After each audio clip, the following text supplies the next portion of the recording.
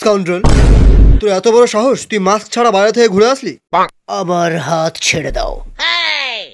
ছেঁড়া মাস্কের জন্য আমাকে অপমান করা হয়েছে, তাই আমি আর জীবনে মাস্ক পরবো না। আর লকডাউন ফকডাউন জীবনে কিচ্ছু মানবো না।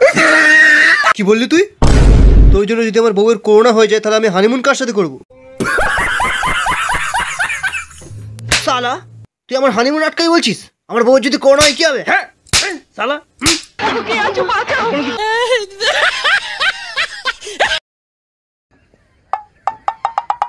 ওই দাঁড়া, তুই লকডাউনে কি করে আসলি এখানে?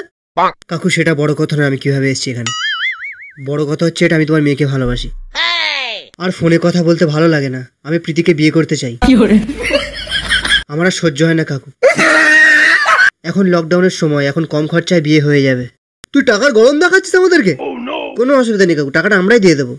আপনি শুধু একবার হ্যাঁ বলুন, আমি প্রীতিকে নিয়ে এক্ষুনি চলে যাবো। এর কত বড় সাহস দেখো সালার। বাবা আমাকে ব্রুজ খলিফা কিনে দেবে। তুই চুপ কর।